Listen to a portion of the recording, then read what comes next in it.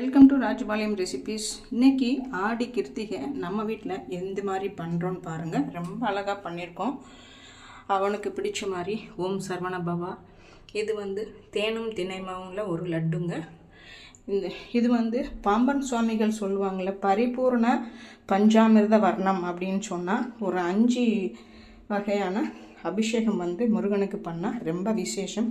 அதுதான் நம்ம இப்போ பண்ண போகிறோம். பண்ணிவிட்டு பார்த்துடலாம்.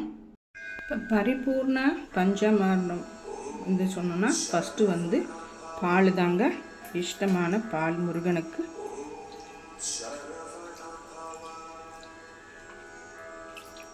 ஓம் சரவண பவா, ஓம் சரவண பவா. அடுத்து தயிருங்க.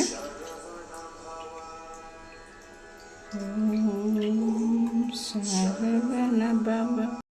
அடுத்து நெய்யுங்க.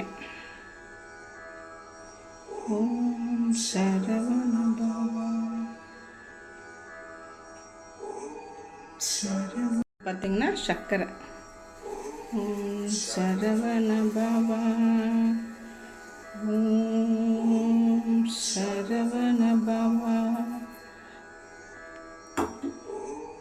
அஞ்சாவதாக பார்த்தீங்கன்னா தேன் தாங்க. அவருக்கு ரொம்ப இஷ்டமான தேன்.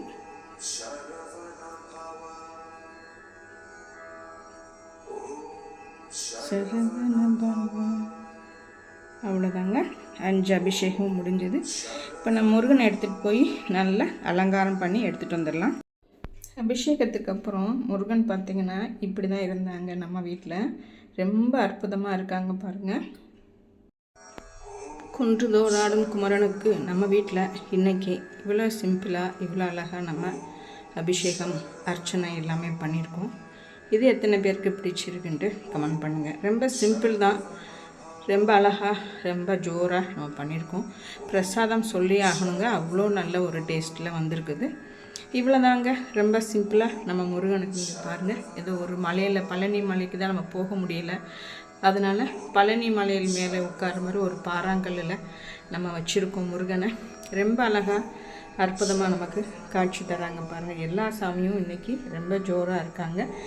ரொம்ப சிம்பிளாக தான் நம்ம இன்றைக்கி பண்ணியிருக்கோம். நீங்கள் எப்படி பண்ணுவீங்கன்ட்டு எனக்கு கமெண்ட் பண்ணுங்கள். தேங்க்யூ.